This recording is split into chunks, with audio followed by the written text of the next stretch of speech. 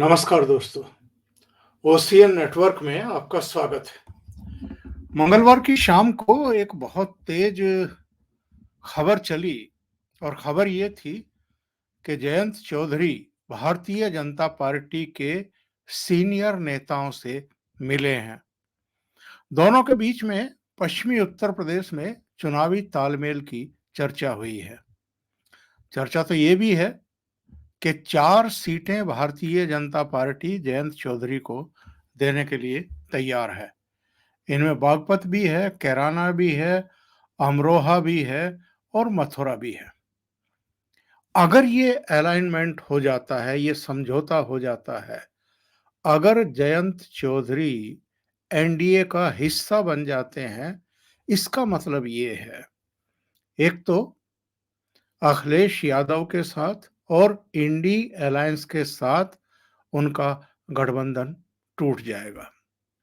दूसरी बात यह है कि जब जयंत चौधरी एनडीए का हिस्सा होंगे और भारतीय जनता पार्टी के साथ तालमेल से लड़ेंगे, तो उनकी सीटों की संख्या बढ़ेगी। लोकसभा चुनाव में 2014 और 2019 में आरएलडी का खाता भी नहीं खुला था।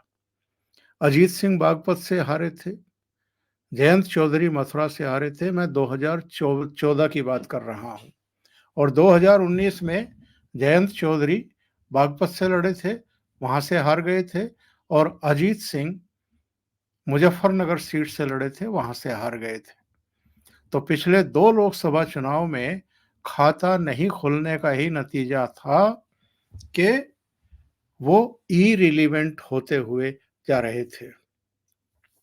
अब जरा कल्पना करिए, अगर जयंत चौधरी भारतीय जनता पार्टी के साथ आ जाते हैं, तो ये जो पश्चिमी उत्तर प्रदेश से आने वाले आंदोलन जीवी हैं, क्या ये फिर दिल्ली में आकर के मोर्चाबंदी करने की हिम्मत जुटाएंगे?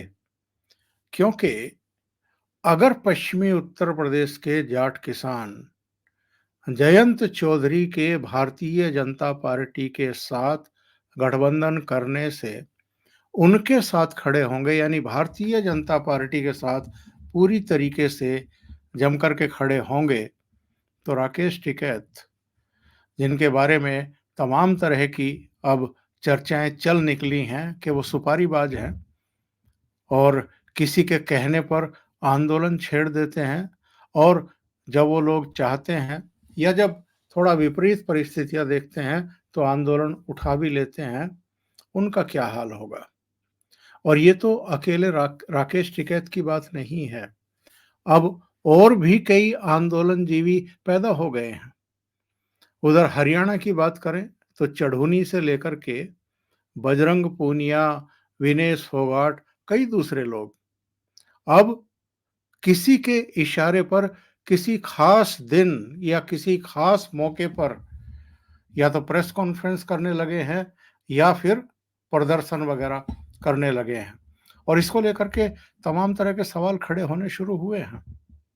जिस दिन नई पार्लियामेंट का लोकार्पण था, उस दिन बजरंग पूनिया, विनेश फोगाट, साक्षी मलिक, ये सब क्या कर रहे थे? ये जंतर मंतर से नई पार्लियामेंट की तरफ चल पड़े थे, और जो टकराव के दृश्य थे, वीडियो थे और स्नैप फोटोग्राफ थे, वो सारे मीडिया में साया हुए, उस समय प्रसारित और प्रचारित हुए। मकसद, जो इतना बड़ा काम हो रहा है, पहली बार देश को अपनी संसद मिल रही है, उससे पूरे देश का ध्यान डाइवर्ट करो।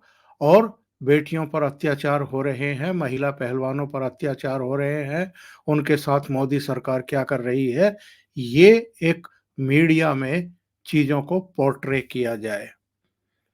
तो इसलिए मैं इनको सुपारीबाज कह रहा हूं कि खास मौकों पर जब ये इस तरह के कारनामों को अंजाम देते हैं, तो ये कई बार भूल जाते हैं कि ये जिस समुदाय से आते हैं उसकी छवि एक्चुअल में पूरे देश में क्या बन रही है। तो ऐसे में अगर जयंत चौधरी आ जाते हैं तो एक तो राकेश टिकैत की दुकान बंद होगी, दूसरे जो ये सत्यपाल मलिक, तमाम तरह की बयानबाजी करते रहते हैं और अब तो वो इतने निचले स्तर पर उतर करके बयानबाजी करने लगे हैं। पिछले दिनों वो कहने लगे कि या तो ये पुलवामा जैसा अटैक करा देंगे लोकसभा चुनाव से पहले, या राम मंदिर पर ही अटैक करवा देंगे, आतंकवादी हमला करवा देंगे, या भारतीय जनता पार्टी के किसी बड़े नेता को मरवा देंगे। इस तरह की जबान, इतने बुजुर्ग हो चुके हैं, अलग-अलग समय पर बहुत महत्वपूर्ण नेताओं के साथ काम कर चुके हैं। इसी भारतीय जनता पार्टी ने इनको गवर्नर बनाया है, कई स्टेट के गवर्नर रहे हैं। उनकी ज़बान से जब इस तरह की बातें सुनते हैं, तो आश्चर्य होता है। तो बहुत सारों की दुकानें भी बंद होने जा रही हैं अगर जयंत चौधरी भारतीय जनता पार्टी के साथ आ जाते हैं और इनके साथ मिलकर के चुनाव लड़ते हैं। अभी के लिए इतना ही। बहुत-बहुत धन्यवाद। अगर आपको ये चैनल और इसके कंटेंट पसंद आ रहे हैं, तो लाइक करें, कमेंट करें, वीडियो को शेयर भी करें। अभी तक अगर आपने ये चैनल सब्सक्राइब नहीं किया है, तो सब्सक्राइब कर लें और साथ में लगे बेल आइकॉन को दबा दें, ताकि आगे आने वाले वीडियो और उनके नोटिफ़िकेशन आप तक पहुँचते रहें। बहुत-बहुत धन्यवाद। नमस्कार।